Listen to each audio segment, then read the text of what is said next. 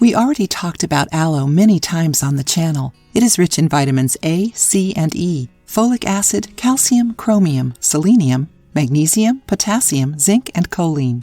It also contains antioxidants that can avoid cell damage, and so can help, a lot, to protect our health.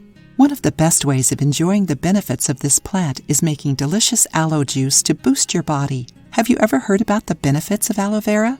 It helps accelerate healing, especially sunburns, improves digestion by stimulating the secretion of digestive enzymes and neutralizing stomach acids, has anti-inflammatory effects, and can improve diseases like arthritis, bursitis, and tendinitis.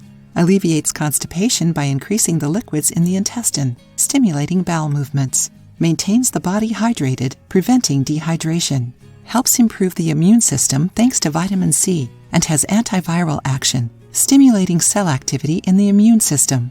Enjoying the video? Then give it a like and share it with your friends to help the channel. Improves hair and skin quality thanks to bioactive substances such as antioxidants and vitamins that reduce cell damage and have an anti-aging effect, improving skin issues like acne, eczema, and psoriasis. Aids in the treatment of herpes simplex, herpes zosters, and candidiasis thanks to its antiviral, antibacterial, and antiseptic effects. It also regulates blood sugar levels and contributes to weight loss because it contains fibers and enzymes that help decompose sugar and fats.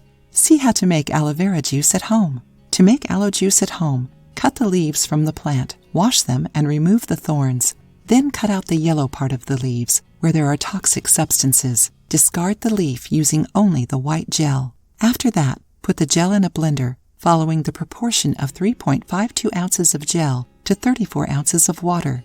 If you want, add 1 tablespoon of honey and citrus fruit, like lemon or orange, to make it tastier. Mix and drink. This juice isn't recommended for pregnant women, the elderly, and people who take medicine to control blood pressure or treat heart issues. Some studies suggest that homemade aloe juice isn't safe for consumption if you don't remove the skin and yellow parts, which contain anthraquinone, a substance linked to the appearance of adenomas and colon cancer. However, these studies aren't conclusive, and other ones are necessary to prove these data. So what about trying? Try it and share your experience with us. If you liked the video, give it a thumbs up and share it with your friends. For more recipes and tips, subscribe to the channel.